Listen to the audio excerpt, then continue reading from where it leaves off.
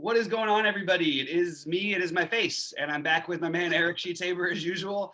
Hopefully not too many skin tags. I'm not shining the bright light on me right now, but you know, we're back and we're ready to go strong. Yet last night was frustrating in the sense that I got a lot right. I even got a lot of messages on Twitter and messages from people just directly saying, "Oh, you must have crushed this. You called these things. I heard everything."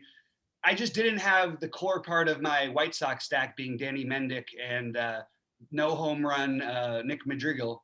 I'm bad always sometimes with the names, but that guy has never hit a home run before, and he probably will hit 10 in his career. And so that was tough. That was a little tough trying to fade him out of some of my voices. And I still had 20% of them because that's how many Sox I had. But I definitely faded off them with Abreu. That was a big mistake. And had I stayed fully with the whole 5-man stack all over the place, I would have been obviously made in the shade. But it was still hard with Garrett Cole getting was the worst game of his he'll have all year probably, and Mike Trout getting hurt in the first inning, like you said. So, Sheets, why don't you tell us about your night, and then we'll jump into tonight's slate. Yeah, I really thought that I nailed the approach pretty hard yesterday. You know, I was totally into the idea of use, instead of playing the Tigers against Kikuchi, to use Mize as the pivot off Kikuchi, and you know, a decent amount of the time getting a 1% on Mize at scored 25, 26 fantasy points last night could really have been enough leverage to win a freaking fortune. But just like you, I mean, I had I used those savings, right, to get stuff like Trout, you know, and Ohtani and things like that. And the Whites, let me tell you, and here's another thing about the White Sox.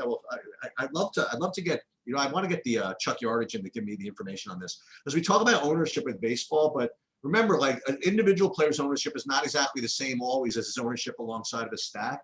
So even though I know people are going to say, "Oh my God, Magical Chalk came through," whatever it is, but I'll tell you this: the people that won, I mean, it was really hard to do. I don't know if I was going to be able to get a White Sox stack with no Tim Anderson. You know what I mean? And that's what you need to do. You needed to play the other guy in the shortstop position, the Mendick. And I don't know if I was ever going to get to that, you know? Right. So even though Madrigal was really popular, to have him in a 5-man stack that won last night would have required you to do things that are just not really normal, right? So that's that. The other thing I will also like to say from an observational perspective is that, so again, as you might imagine, I was sweating Mize at the same time. I was kind of anti-sweating Kikuchi in the same game. So just you guys just maybe remember I said this. So Kikuchi in the first inning, you know, was struggle. Right, first 2 innings, he couldn't find the play. Whatever, he had 55 pitches through 2.5 innings or whatever.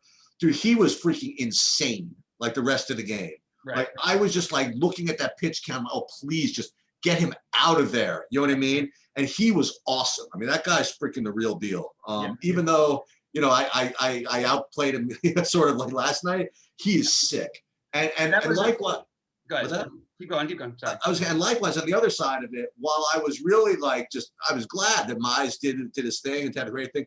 Dude, he's wild, man. I was watching when he would miss by a lot. He gave up a couple of shots that we got that they tracked down. So you know, I'm not any illusion of what happened last night. I mean, no, I thought it was really clever. I thought that was a really good call. And like you just said, the other stuff didn't work out. But it is the kind of play you can make to win a tournament. Last night was a great example of it. I thought it was a really, really good call by you. If we somehow took what we said, there's somebody out there. Let us know if you won, because some of the things we said, if you followed, you were going to win all the money, or a lot of the money, some of the money. And you were laughing at my scope. It's Scope at a home run. No, I didn't laugh at Scope. I like Scope. I just was annoyed that he hasn't hit any balls hard all year. But look, Scope against a lefty is never going to be something you're going to hear me argue with at 2 point whatever K that he was. I actually said I would play him over Cabrera. But anyway, we'll move forward tonight. We did we gave some good information out, even though we didn't win. And hopefully we can do the same thing today and actually get it right. So I don't think I'm going to. I think I'm going to give some really bad ideas today. I'm telling you, I'm looking at where I'm at right now, and I right now I would fade myself right now. I feel pretty good. I can't imagine that what I'm going to be saying here is going to win, but we'll see. Okay, well let's go through it. I mean, It is baseball, so everything's got a shot. Okay. So Sheets, why don't you pull up your screen and we'll go game for game here. Right. So, It's going to be weird. We don't have some totals on some games yet, and I think because there's some quick pitching question marks, and I think that there's some games that the weather, like, I don't know if it's supposed to turn later or something, but I can't figure out why there's no lines on some of these games. And we're going to start off with one of the games with no lines right off the bat. I don't care what the line is on this game, and if you're going to even put a bullpen-ish game in good hitting weather in Philly when the wind's, when it's hot and the wind's blowing out against this lineup, I'm pretty comfortable saying right off the bat that Philly is one of my favorite and may end up being my favorite stack on the slate. I don't want to say regardless of who's pitching, but the Marlins just don't have another guy. And a bullpen game is not an ideal thing to stack against, sure. But if it is Poteet, they will let him pitch 5 or 6 innings if he's going okay. So that means it's more of like a BS bullpen game. And the Marlins have a terrible bullpen. So I'm really okay. And forget their early season numbers. They're bad, but they're worse than they actually look.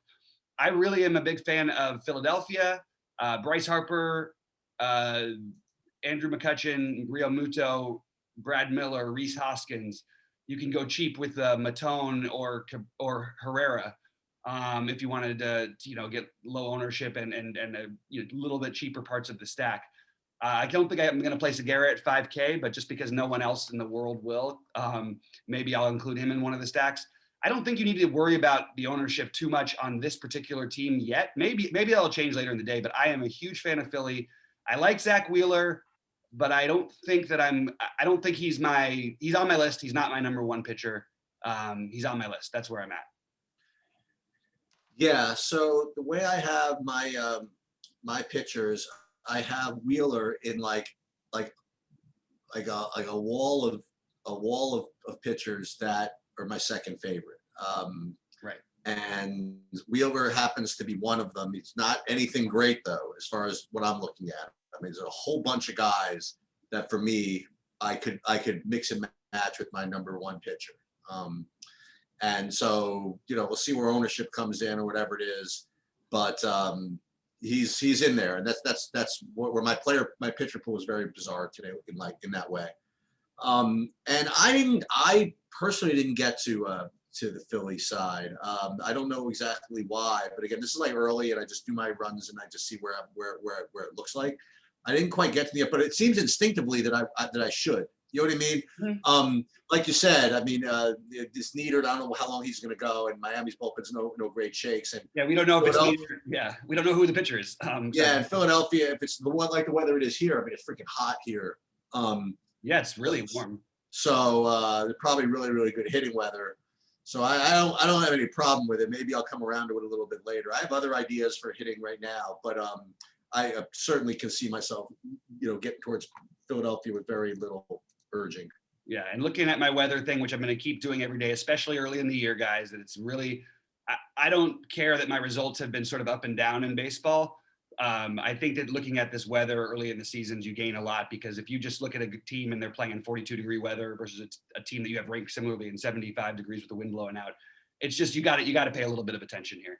So I mean, look, we're going to get into my favorite stacks are going to be right off the bat in this game, this thing. I really do like the Philly side, but going into our next game, I am very much inclined to stack Tampa Bay against Harvey. I think Brandon Lowe and Austin Meadows are going to be extremely popular, and for very good reason. I have them as probably the top 2 plays I mean, again, I'm looking at things from a tournament perspective, but Meadows should be in every cash game lineup. But because of second base and the people I don't love, Brandon Lowe, even paying for him a lot there feels good. I just feel like this is where I want to be, these two teams. And I know Harvey's had some better results, and there's some things that are better. Just in general, Tampa Bay's can hit righties anyway. And we finally saw a little bit of a mini blowish up. The one thing I'd say about Harvey that does worry me a little bit is just that the home runs are down a little bit. What I would say also, though, is this guy you can run on him every time he's on the mound. So Brandon Lowe, part of what makes them great plays today is Matt Harvey gives up like multiple stolen bases, basically feels like every game. You get Brandon Lowe, Meadows, potentially even in a Rosarena or a Margot. Like there are some guys here, even a Wendell might go. I don't love Wendell's price because of the lack of power, but I'm just saying that you get some upside with the stack from the stolen base upside. So maybe it's better as a mini stack, but I do like them. And it wouldn't surprise me if Harvey totally blew up against them. I like Tampa quite a bit today. They're by far my favorite stack. And we got a little bit of time, so I'll tell you it's really weird. What goes again when you get older, things that affect your brain. So first thing I looked at was like, okay, Tampa is just going to be in a great spot against Harvey. And then I thought to myself, I said, the problem is, and don't interrupt before I finish, okay? But the problem is going to be, coming off of a game where they did really, really well against Cole, who's like a 100-mile-an-hour pitcher. Maybe Harvey's the type of guy that could keep them in check. And I thought about this for like 25 minutes before I realized that they didn't play Cole last night, that it was Texas playing Cole last night. So I went back to, this is what my brain does. And I'm back to really, really liking Tampa as a stack. They're off of a day's rest, which is always, I think, really healthy. And the thing about Tampa is they have been prone to striking out a lot against strikeout pitchers. We've been basically streaming pitchers against them. And I think that a matchup like this is like a perfect remedy for that. Like while Harvey's been like, serviceable with respect to, keeping the ball down or whatever it is, he certainly isn't striking anybody out. So you have a team that's susceptible to strikeouts. Yep. You give them a guy that's not striking anybody out. I think that they're gonna just hit the ball all over the place. I don't know if it's gonna be like a zillion home runs, but Tampa's gonna do their thing. You know what I mean? Like I think they're gonna have this. You got Choi in. He'll maybe 3 doubles. You'll get like a Rosarena.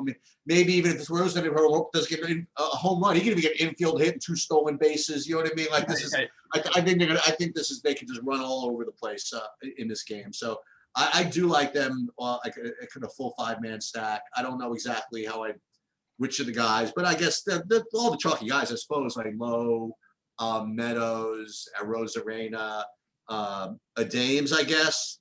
He was in my first look.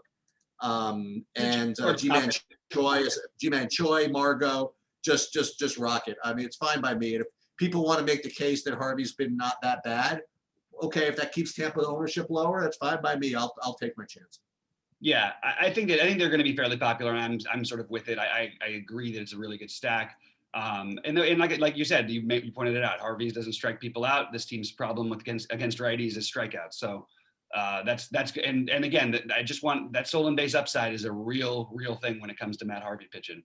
So you get a few early, and then maybe you get the home runs later. That's the route you hope it goes. I don't think we're doing I don't mind if Baltimore is the sneaky, it's not even sneaky. It's like everybody says, oh, Boston and New York, but I actually think Baltimore, the reason why the numbers are hard with them is that road teams kill them all the time there because they're a better hitter's park than most. But I think they're actually a better hitter's park in general. They just haven't been able to hit for the last 10 years. On the Baltimore side, I don't have anybody that screams my name, but I certainly don't mind if you want to play anyone here. My first thought was if you're going to combo stack this game or whatever, you can play a completely unowned Trey Mancini in a good spot. And maybe I'm reaching on that because I'm a Mancini guy, but no one will play him at 5.4. Other than that, though, it's hard for me to find one guy who I feel okay about. You can make an argument for Mountcastle, I guess, for Mullins or Hayes, but I just think I'm probably not going to get into too much of Baltimore. How about you? Nothing for me. Okay.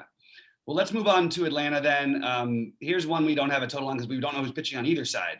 I don't know really how to analyze this game without that. There's the wind's blowing in. Oddly, let me just double check that this is right. So they haven't really had many games. Hold on, that's not the right game. Got the wrong one again. Yeah, there's basically nothing matching it historically because Atlanta Stadium's new. So I'm going to say that it's obviously should be a boost down for weather, but you do get one great lineup and one lineup with potential on the Mets, and you're going to get fairly low ownership on the Braves, even if the weather was perfect, because the prices are so high on DraftKings. On FanDuel, they're much more reasonable. But I will put the Braves on my list as of right now. I have the Mets with a question mark, which depends on who's pitching and how that's going to work out. I think you're looking at a couple bullpen games. And if you get, an extreme hitters umpire and the weather looks like it's going to be kind of, I don't know, maybe the wind dies down a little bit. I think that you've got a chance of, okay. In fact, we do actually have the hitters umpire already, the umpire, and he is an extreme. Sam Holbrook is an extreme hitters umpire, probably about the 5th or 6th best, maybe somewhere in that range, hitters umpire in baseball. So this game feels stackable. Again, without knowing who's pitching, it's hard to know who to recommend. Yeah. Well, given given what was given, right, which was Sapuki and Davidson or whatever. Mm-hmm. I'm getting Atlanta as kind of a secondary idea on FanDuel, and I'm getting the Mets as a primary idea on both sides. Whether it be DraftKings or FanDuel, again, I guess that's presuming that this pitcher who is whoever that is. So that's where I am right now, and we had kind of an argument. Not an argument in the Discord last night, which, by the way, those arguments are going to be quickly dispersed about pronunciation of players, and I'm going to try to pronounce this Fargus guy's name on the Mets, but his first name I want to say is Joneswy. That's going to be the best I can describe it. But he's in play for me, along with but the better players like Lindor. Lindor is a better player. He hasn't had a hit since the Eisenhower administration. But Lindor, VR, Alonso, Dom Smith, McCann, maybe a catcher. So I don't know how and why, but I like the Mets quite a bit on DK. I didn't know anything about the wind blowing in, but I guess the hitter's umpire for me is maybe will balance those two out. And on FanDuel, I like him a little bit. I'm getting to some Atlanta on FanDuel, but not so much on DraftKings. Yeah, and I think that no one's going to play Atlanta, and they're going to overplay them on FanDuel. And I don't think there's anything wrong. I'm not saying don't do it. I'm just saying because the pricing discrepancy is so extreme, it really does sort of stand out. And I'm on board. I might be saying this is my favorite stack later at 6 p.m. Eastern, but as of right now, I just am having a hard time without knowing the pitchers. They both teams look like really, really good. Look really good to me, especially if you get the lefty. I don't know what to do without the pitchers and hitters. But I think this is a game we're going to end up looking at to stack because no matter who it is, because both of these teams can get burnt in their bullpen, and obviously, Atlanta, even with the wind blowing in, is still better hitting weather than most places. All right, want to talk a little Boston, Toronto? I'm gonna let you start this one off. Yeah. Here again, this is why I said maybe it's going to be just terrible advice by me today. It seems as though I'm supposed to want to do something from this game, but I'm just not. The pitching is going to be Erod and Ryu. I think I know why. It's the same thing that happens on almost every slate with me. Is there's a game like this where you could sort of make a case for either pitcher, and the hitting, but yet the hitting are really not that bad either. Right. And so it ends up being some middling thing where it just fade the whole thing. So that's I think why and where I am at with this game. Yeah. So I'm just going to go through something about Eduardo Rodriguez before I have very mixed feelings on this game. I'm just like you do. But Eduardo Rodriguez, and forget anything he's given up in it, but 5 innings, 6 innings, 7 innings, 5 innings, 5 innings, 6 innings. That and we could talk about the runs mostly between 1 and 4, all between 1 and 4 actually. That's just not a hugely blow up guy. He does give up some hard contact. He gives up some home runs. I think that Toronto. I think that there is a team. If there was a team that was meant to sort of get to him, it should be Toronto. Just with these slew of righties who crush lefties. Power, he's not exactly a power lefty anymore, but a power-ish lefty. And no one, other than maybe Hernandez and Grichuk will get ownership on DraftKings a little bit, but I don't think you're going to get much ownership on DraftKings out of these guys. I guess Danny Jansen. Maybe you could use maybe Jonathan Davis at 2.2 if he's depending on where he's in the lineup. But I'm going to want to target in this stadium to try and almost just always try to find a home run spot for somebody because it's just such a power park at this new stadium, and there's really no historical data on it or anything. So I guess the long story short for me is, I mean, look, if you can afford the one-off of Guerrero is to me an interesting one-off, and Bichette. I like those guys both. I also like Hernandez and Grichuk. But I don't think I'm fully stacking, at least as of right now. And I'm not going to stack against Ryu with Boston here. I'll take his former teammate, Kike Hernandez, if he's back in the lineup leading off at 3.4 in a great hitter's park. I'll take his other teammate, Alex Verdugo, at 3.6 because Alex Verdugo is like better against lefties. Is basically the same. And you could always make an argument for JD Martinez. I will never, ever, ever say don't play JD Martinez when it's a lefty pitching. He's as good a play as anybody against lefties. He's Mike Trout when he's facing a lefty, maybe better. So those are the three guys who stood out. But I am going to probably look for some one-offs in this game, depending on how the lineups shake out, just because I want to attack that park and I don't really want to fully stack against either pitcher. What's the wind in Wrigley? The wind in Wrigley is blowing. So the weather's bad in Wrigley in general. Okay. Let's just see. This is you got the wind blowing in hard from right center. It's a lower run. There's a much lower run total than there would normally be for this particular matchup. I think that we would see like a 10 potentially if it was going the other way, maybe even higher. There's a play in this game if you want to. I mean, I don't even think this is off the board. I think this is like why don't we just load up on Patrick Corbin? So Corbin is, and I was getting to this. Corbin is one of a whole host of pitchers that I could use as a second pitcher, as I mentioned. I mentioned Wheeler was one of them, and totally a different price. Obviously, Corbin is another. Now again, we have to make sure he's actually pitching. Because he was on the paternity list, and I think the last I heard he was going to pitch today. Yep. And he is coming off of a really, really good performance, and he's 6,100. So if the wind is in fact blowing in, I have no problem with that at all.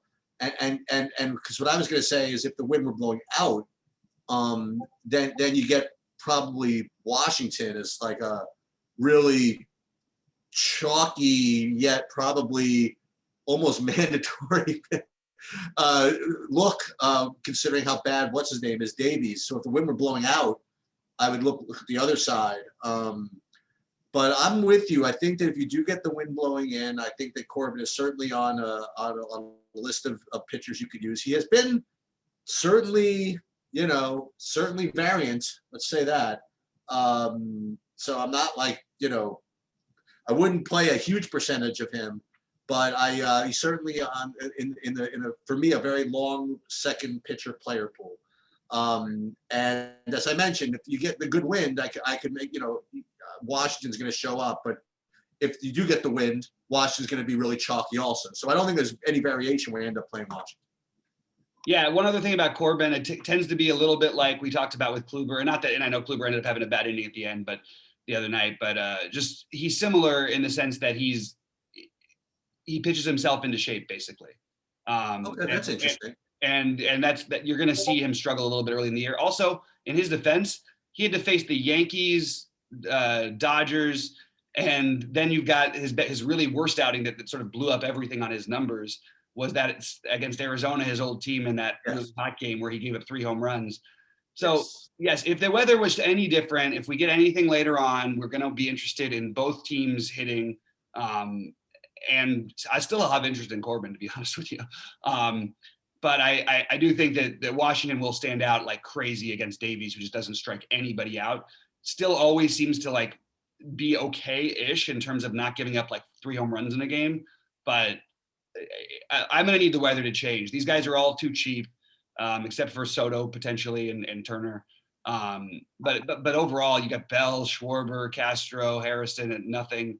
And then you've got the expensive Gomes. But other than that, and maybe Robles ends up in a better spot in the lineup tonight. I mean, it's possible they've shifted things around a couple of times. He probably ends up 9th. But anyway, I just think for with the way the weather looks, and also it's kind of rainy and cold a little bit, not going to probably go there for the hitting. But it really is weather dependent. That's how important weather is, by the way. And if you don't believe me, just ask Vegas. Because if you tell me that Washington's playing the Cubs in Chicago and it's just neutral weather, and the Washington only has a 4-run total, that just wouldn't happen. It would be like a 5+ run total, maybe even, it would be really much higher.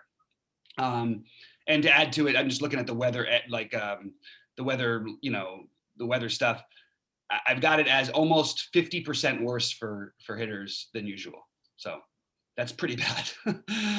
All right. Every now and then, those sheets, when I say that, people are like, "Well, so and so hit a home run last night and did that when it was like that." I was like, "Yeah, but they didn't hit. They hit two. Well, each team hit one home run, and they didn't each hit 2 or 3. Yeah. All right. So Chicago and Minnesota. Another game with some weather. I think there's weather concerns in this game. Like actually about the game. It does look pretty nasty, and another one where you have extreme wind blowing in. Well, extreme, 13 miles an hour. Not doesn't matter as much in Minnesota. It's not like we're talking about Wrigley, but I personally am off this game in every form, and that's where I'm at. You will have some value options like Trevor Larnach is going to probably come in and play for the Twins, and he's 2.3. I mean, we don't know for sure. Andrew Vaughn, obviously, for some reason gets the price drop. This guy Andrew Vaughn is going to be good, actually, by the way. And I never mind trying to find home runs off Pineda, but Sheets, you hate playing teams that just scored a bunch of runs. Are you interested in either side of this game? I am. Oh, wow. So first thing I would like to comment about last night's results. Just so you know, the guy who got second in the big lottery tournament did so with Nelson Cruz with a 0. It had baseball for you. Guy who got first had Jordan Luplow with two. Yeah, you hit the nail right on the head. I mean, the White Sox scored 14 runs last night. I certainly have interest in Pineda. I would definitely. He's 8,300. He's one of my SP2s that I 100% have interest in.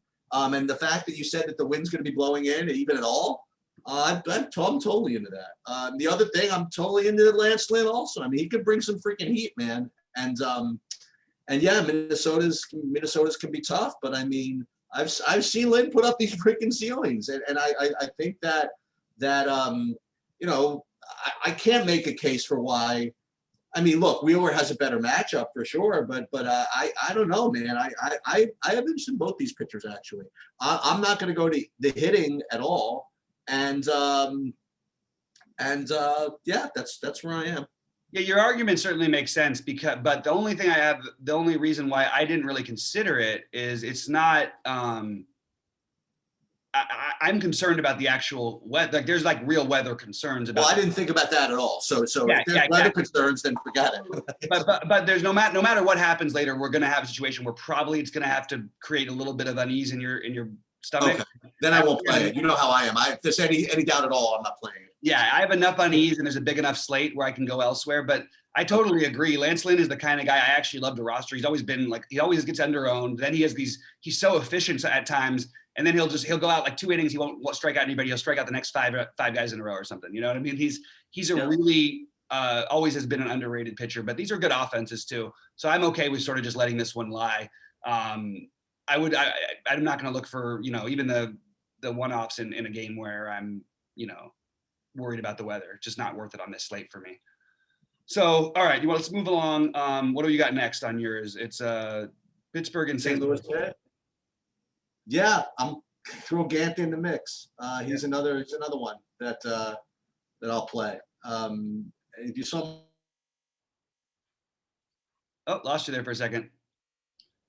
And we're back. Sorry, we had a little internet issue for once not on my end. Otherwise, I wouldn't point it out, Sheets, that for once it happened to be on your end.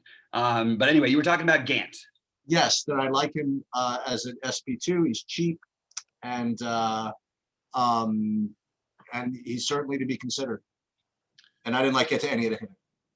Yeah, I'm both, like, to be honest, like, both pitchers are actually probably going to be fine and do well-ish.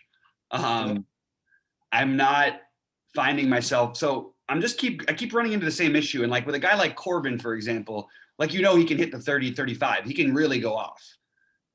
Gant and Brubaker don't have the same feel to me exactly. Yep. Although I would say it's a good matchup for Gant. I'm sort of iffy on this. They're on my list, or Gant's on my list, but I don't think I'm like wild about it. And I am not getting to any of the hitting currently. I think we can move on. That's a real catch me up game right there. Yeah. All right, let's move on to one that I think is going to be really popular. Maybe. Yeah, here's another problem. So it's really not a problem. I mean, for me, this is easy. So the way I play. So I have Talion as a viable SP2, but unlike probably a lot of people, I have him as just a viable SP2. I don't have him anything resembling a standout. So for me, I'm probably going to have 0. That's just kind of the way it's going to be. With respect to, I could actually, I mean, I probably need another scratch from the Yankees, but yeah, I can make a case for Fulton Average at 5,600. You know, I'm probably not going to. It's not going to be a great case, but I certainly, you know, people are going to play, you know, Bubick, and you know what I mean. Like Fulton Average is a pitcher. I mean, you could, and if you get no Stanton still, and you know, it goes both ways. There are people that are rooting for the Yankees to put all these secondary guys in their lineup so they can get them for cheap, but they're still secondary guys. It's not like these are, right, you know, these are great hitters. So with that said, I do think the Yankees, especially on FanDuel, yeah, they're going to are very, very strong. And they're one of my top stacks on FanDuel. But I guess that's the best way to describe it. I like Talion. But he's just literally one of like a lot of guys for me. So I'm probably going to end up with 0. I actually have the same basic thing with Tyon. I also am not looking. The strikeouts are enough, and this team has been bad enough to where I think he's going to make some sense. But I actually think he should end up being fairly well. I don't know actually if he'll be that high owned. He'll have some ownership. I think he's interesting. I prefer the other guys we've talked about so far with pitchers. And then with the Yankees, I mean, I'll go back to it. This is not a great hitter's park. The only thing that's going really strong for the Yankees here is you have just absurd, like a few absurd power spots between Sanchez, Voit, Judge. Yep. Their problems are all strikeouts massively. And Volte doesn't strike anybody out anymore. And it's kind of scary, like to think about not, you know, having at least some interest here. I don't know where I'll end up on it, but I'm not planning on stacking them the way I was at the moment. But I do think that each of those 3 bats like stands a really, really, really good chance to hit a home run. I would include Clint Frazier in that group too, actually, with a reasonable enough shot. And then LeMahieu's probably a little too expensive on DraftKings, but maybe over on FanDuel. I do think you're right. This is more of a FanDuel-ish stack for me. You can play 4 guys on FanDuel, even if they only get like 5 runs or 4 runs. There's a good chance that you're getting a couple home runs in there, you know?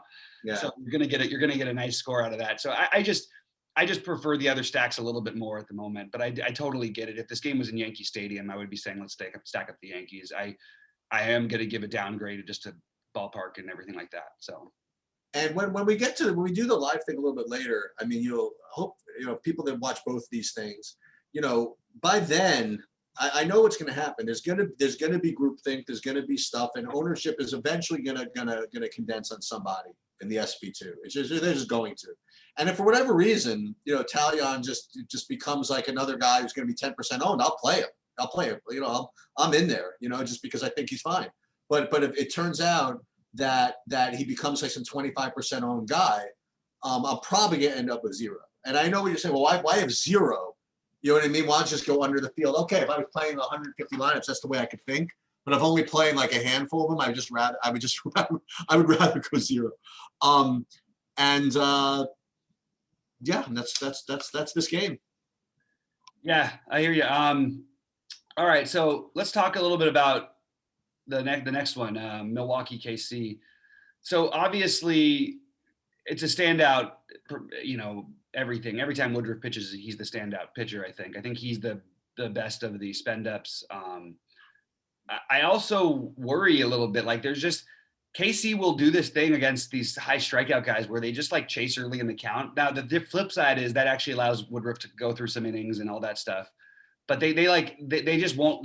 They'll strike out, but they strike out against like guys who they shouldn't strike them out. And then the guys who are the high strikeout guys, they tend to actually, you know, try to swing early in the count and try to attack them that way. I'm not like, and it is going into American League Park and all that, but I still have to have Woodruff. Like there's 3 guys who I have as main ones, and Woodruff is one of them. So I don't know what else to say other than that. And I think that in terms of the Milwaukee bats, you do get you get the advantage of playing in the American League. You have a guy who hasn't given up a home run this year, but hasn't really pitched that much either.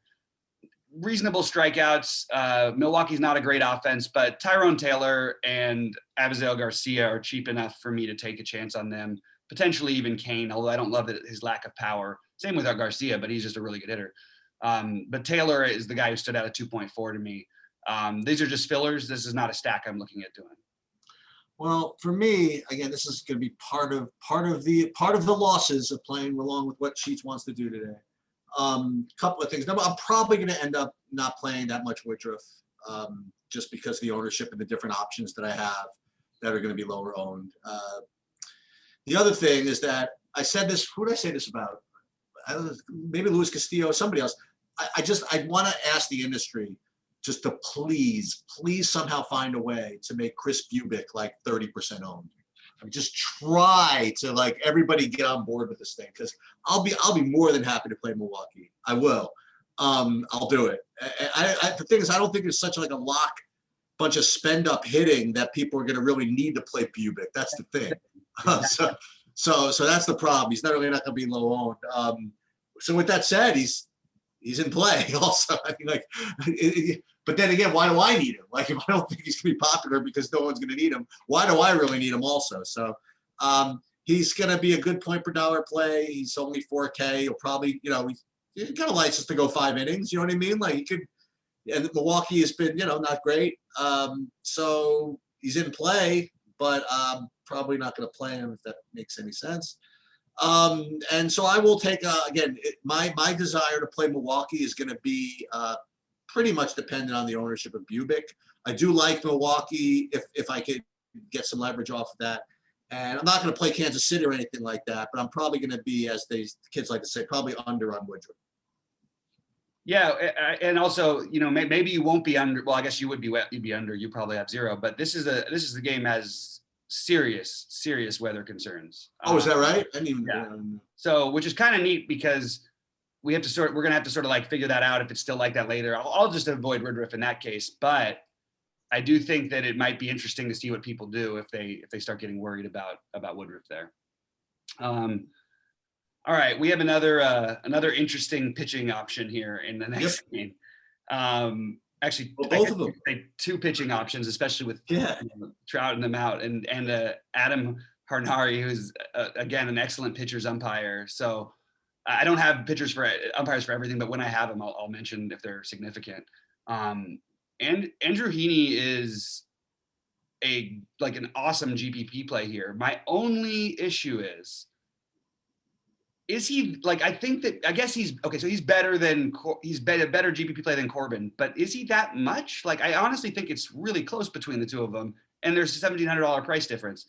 So that's my only argument for not saying, okay, look, we've seen this team struggle against lefties.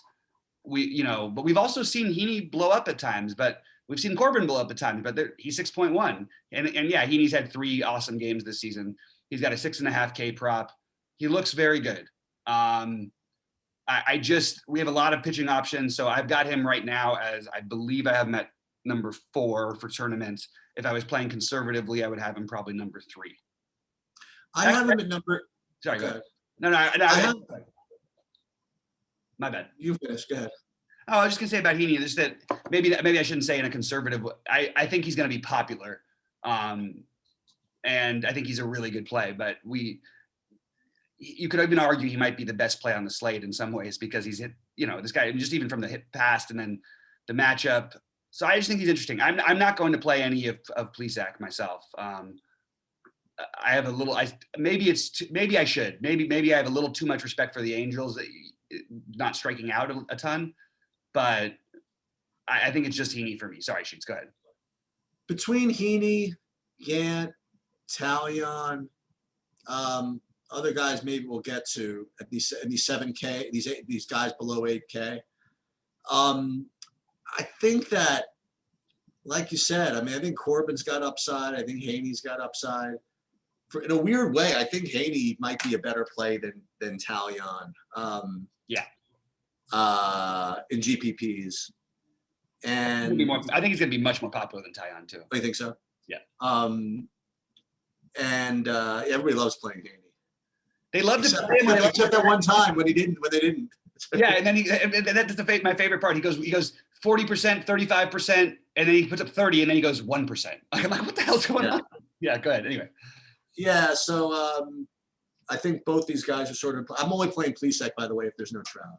I'm not messing with that. But if Trout is not playing, and I just have to deal with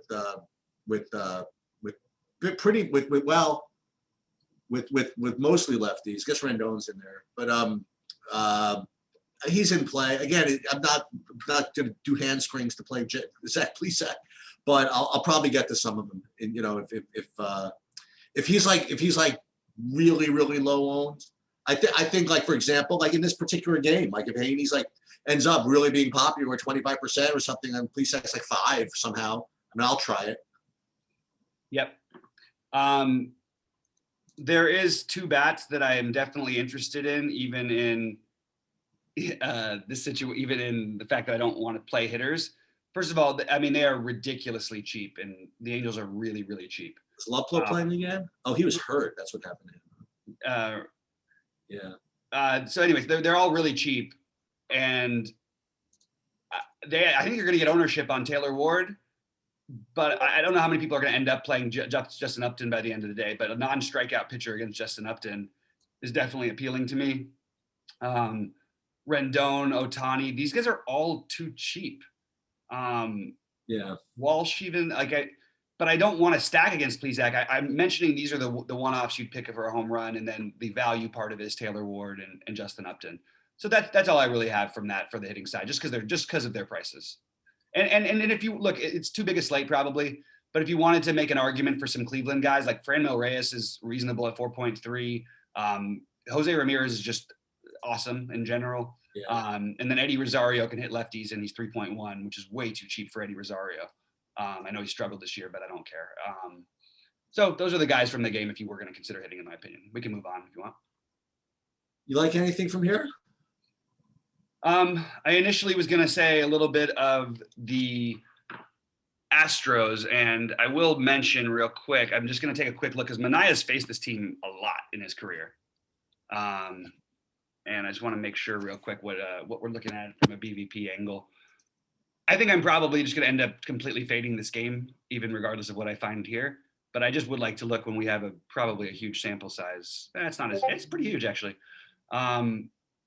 Yeah, pretty much not great for Manaea, but not necessarily something that stands out from a hitter perspective where you like need to play somebody. Bregman is 3 home runs and 29 at bats. That's solid. You know what I mean?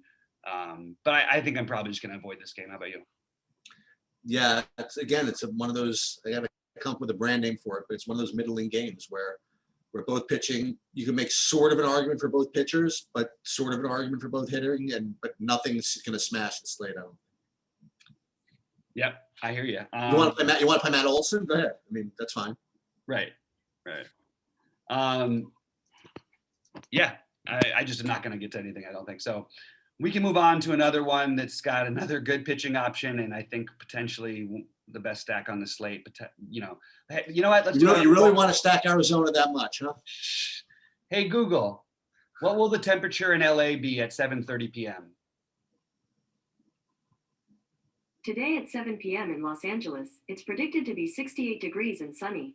At least a little bit warmer than it was. Well, can you do something? Can you say, hey, Google, is there any Dodger starting that was starting at the beginning of the season? Okay. Yeah, fair enough. But let's go through it because I still think look, if you put Merrill Kelly, the Dodgers, I'm definitely going to have some interest here.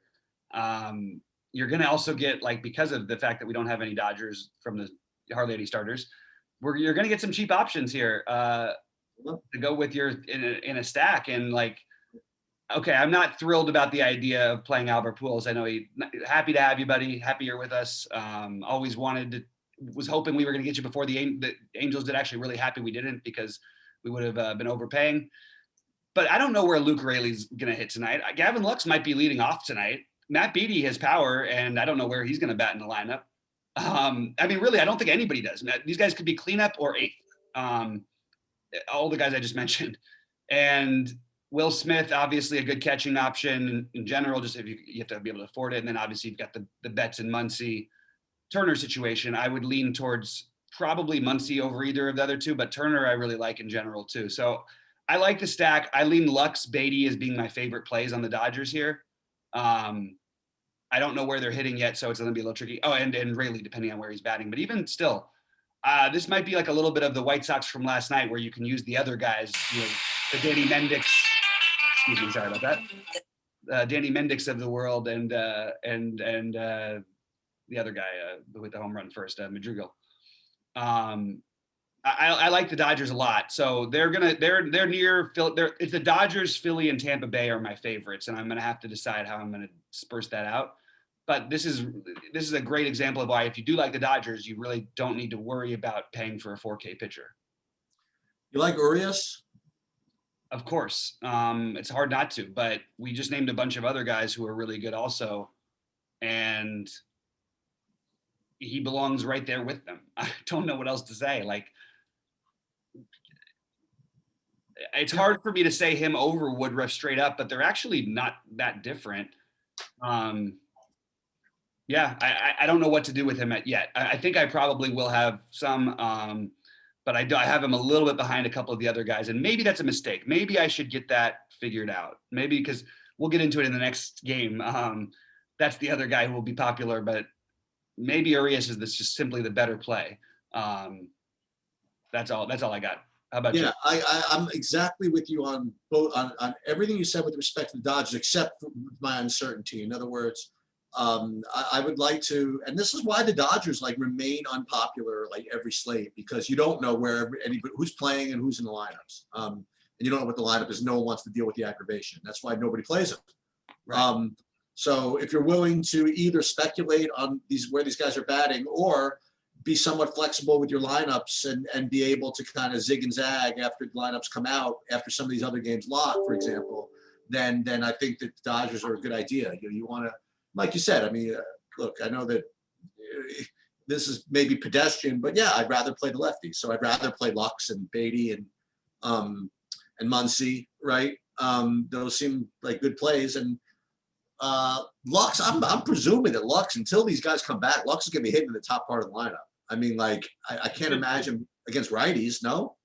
He should be, but I mean, they pretty much have a pretty strong lean towards the Betts, Muncy, Turner being up and near each other. That's the only reason why. But then you still got fourth, you know what I mean, available, or fifth, batting fifth. I think it's more likely that they bat him either 2 or 2, 5, or 6 is probably where I would put him in, somewhere in those ranges. Okay, you want to move on? Yeah, I do, and this is the spot where I think you're gonna see a lot of people go. I think he might even be the highest projected pitcher on the slate, in terms of just raw point, or he's right there in terms of raw points. Like I'm looking at a projection with him with 7 more fantasy points on DraftKings over Urias, which seems nuts for a guy who still hasn't pitched into the 7th, hasn't pitched more than 5 2/3. I have them with more raw points than Woodruff. Than Woodruff even, yeah. It looks like he's that. I know Woodruff 21. He's got 23 of it. I'm looking at 24. For a guy who's only put up 22 fantasy points this season. Now, it is a great matchup. He just pitched this game in Colorado and still would have been fine probably had he not been in Colorado. But he's back to being wild and crazy Blake Snell, who's walking a million guys every game.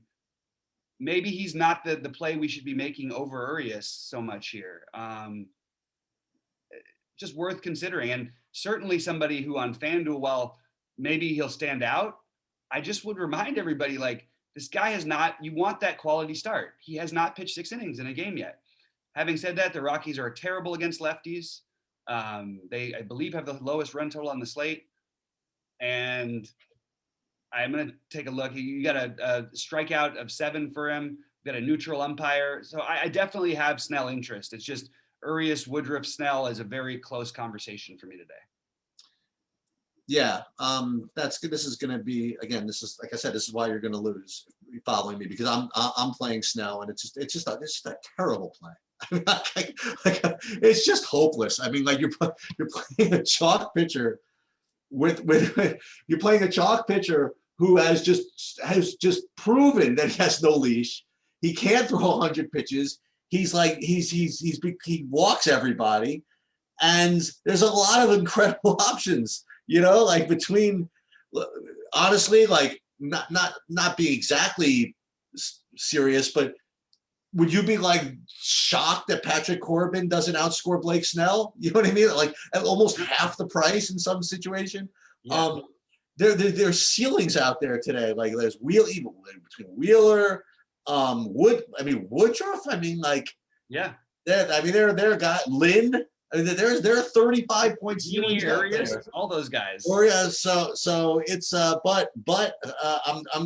the Colorado matchup and like basically the 4 strikeouts I think I might get out of Blackman make this kind of tough for me to not do. So, and the fact that I can't make heads or tails of any of the pitchers underneath them, I'm probably going to have Big Snell locked in. It's beautiful because you know what? I'm not going to know until like later on whether I'm in contention anyway when my pitcher doesn't start till 10 o'clock at night, right? But then again, you know, if my hitters are not doing all that great, maybe I'll pivot or something like. Maybe I'll do something else later. That's actually not the worst idea in the world. Like if I'm not doing as great and I'm getting towards like my Snell chalk, I might just go direct, you know, pivot to something like Urias, for example. And then just do something different underneath. That's actually not the worst idea in the world. So I do like him. I'm kind of a prisoner and slave to how much he projects relative to his price. But this is not hedging because you guys don't know me. I mean, I wouldn't say this. I'm going to play him, and he is just a terrible, terrible play. I don't know for sure if he'll be in my main lineup, but he's right there. I told you it's going to be an interesting thing with those guys. I think Woodruff is going to end up, if the weather stays like this, going to probably drop a little bit ownership wise. So it's going to go even potentially more to him. Yeah. Anyway, I did want to mention the San Diego. So I've been on board. I've been sitting there saying every time, hey, maybe we shouldn't be stacking against Gummer. He's actually been pretty good. Even in Colorado, like he just was really good against the same team. He's had a couple blowups against the Dodgers and Giants, not the worst thing in the world. Oddly, in those games, still didn't give up a home run. Has had reasonable K stuff this year. Has actually gone into the 6th or 7th inning enough times. Like I'm not desperate always to pick on him. It is really good hitting weather in San Diego. Tommy Pham, you're mostly looking for some value, I think, when you play these guys here. Tommy Pham is too cheap. I actually don't even mind Grisham in the lefty, but I don't think you need it on this slate. Tommy Pham, Hae-Sung Kim is the ultimate cheap shortstop guy, second base shortstop guy you can use, who's 2.2K. Jurickson Profar, assuming he's back in the lineup, but I don't think I'd use him for an outfield spot, so he's probably out. Mateo, I don't know how many at-bats he'd get. So really it's Kim, Pham, and Machado who I'm looking at as potential. I don't love the idea of using Kim as a one-off, but if everything else worked out just right, I would be willing to do it. And Tommy Pham, I do think is a good play at 3.1. Maybe we're all just, you know, wrong in thinking about the old Tommy Pham, but I mean, he had a good game a few games back. He had a home run. He's just been so bad all year, but I still think he's kind of interesting today. I have San Diego as actually like one of my top 5 stacks, and I wowould throw in the other guys, the Grisham and Cronenworth, and they naturally, obviously they correlate okay with Snell. So yeah, I do have interest in San Diego, and the guys you mentioned certainly make sense, and I would throw in the Cronenworth and the Grisham also. Sounds good to me. All right, let's get to the final game of the night because this has been a big slate. Turnbull and Justin Dunn. Both guys, Justin Dunn, a guy who you'll probably hear a lot more from later in his career than you're going to right now. Certainly has a wide range of outcomes. I'm not going to play him, but actually, I think that he's like normally at 6,300, I would consider him here. I'm just not going to do it because I've got Corbin at 6,100 and we know the ceiling there. I do think there are some hitters from this game that I want exposure to because, again, we get into the value plays of that there are. Nomar Mazara at 2.7, Jonathan Scope at 2.5 again. It's nice to, not that the home run is going to dictate it all, but it's nice when guys start to actually show you they can still hit home runs. But the main play here, it was going to be the chalk, is Kalinick on the Seattle side. I think there's a really easy pivot from Kalinick. I love Kalinick, by the way. I think this guy's going to be awesome. I've said this a number of times. You have a very easy pivot in the same game if you want to just play Kyle Lewis instead, who I like a lot as well. Who's only 300 more, and will probably have 1/7 the ownership of Kalinick, I would say. I mean, I think Kalinick might be like 35% owned today. I think that Detroit is completely in play at zero ownership. Okay. I don't think anybody's going to play. I don't think anybody's going to wait till 10-15 to play these guys. There's all kinds of other stuff you could play. You got freaking Scope, we just mentioned. I mean, he's 2,500. And the thing is, as we talk about a lot, I don't know exactly what you need these guys for. That's the problem. Well, that's the argument again to pay up for pitching. The problem with the pitching is you have a pitcher in Corbin who probably has a similar upside to every pitcher on this slate. Don't forget, this guy was like a rock star for DFS too. Even when he was struggling, it was like Robbie Ray on steroids. Like you might get 14 Ks out of him, or you might get a blow up in the first inning. But you have all these guys. Heaney, who's cheaper than that. So yeah, do you need all the value? No, but having some of it, I think, is going to end up helping, and maybe getting the one off of Aaron Judge or something like that. Right. Helps you with your stack, where you're going to play. You want to play Betts and Turner and Muncy in the same lineup or something like that. Just to throw the guys out. So Mazzara, who you mentioned, Candelario, Grossman, Scope, Goodrum. You're not going to have to pay for anybody really. And like if you want to play like a Woodruff Arias or even a Woodruff Snell and you're a Woodruff and Wheeler, I mean, like whatever, then you play these guys. And like you said, Bobby, I mean, like that you answered my question. We're like, what do you need these for? Well, you need them, well, not need them, but it's nice that when after you play a stack, to not have to say, ooh, who could I get for 3,100 at first base, where instead you can say, oh boy, I feel like I could just go jam Judge in the outfield, no problem, Right. And you actually have like, you play like an Alonso one-off or something like, you know what I mean? Like there's like guys you could play, Yeah, Brandon Lowe's price all of a sudden feels really reasonable. Right. Yeah. So okay. So real quick, we'll highlight because this has gone on a little bit, and then we're gonna talk a little NBA. I think if she still has time. Yeah, sure. Let's go. But all right. Yeah. So I want to run through so my pitchers that I'll be using, because I've got like the ones who are just missing are Wheeler, Gant, Tyon, and Bubic. The ones I will be playing will be a combination of Snell, Woodruff, Corbin, Heaney, and Urias. The hitters, my favorite, I like the Dodgers, Phillies, and Tampa the most.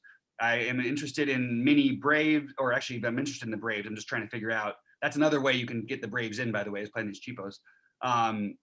I like a mini Toronto and a mini San Diego, but again, focusing on the Dodgers, Philly, and Tampa Bay for the time being.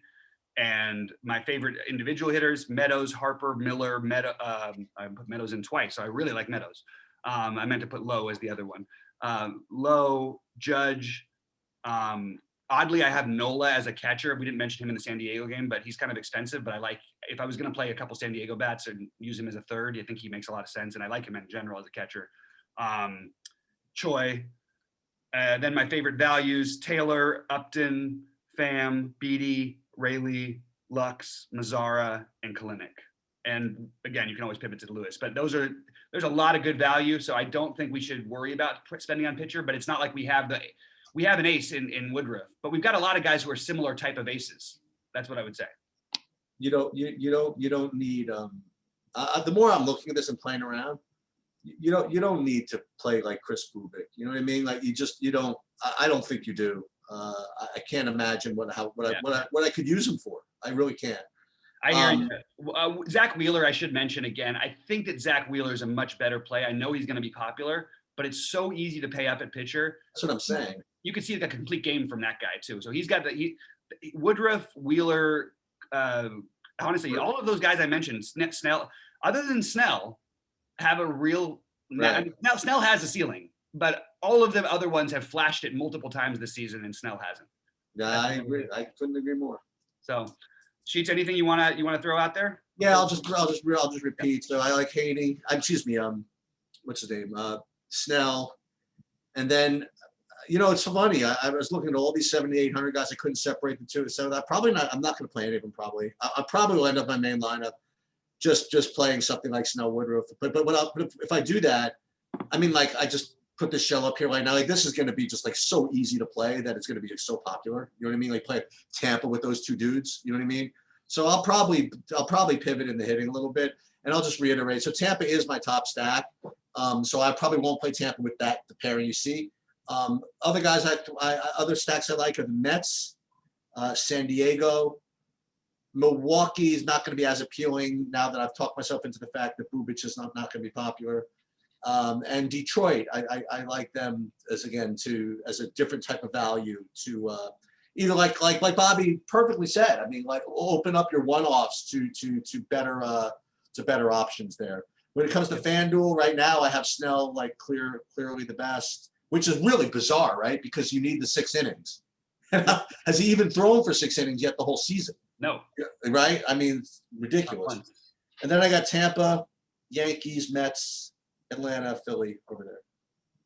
Nice. All right. Well, guys, good luck. We'll be with you at 6 Eastern for Sheets. I'm Bobby saying we will see you at the top of the leaderboards tonight.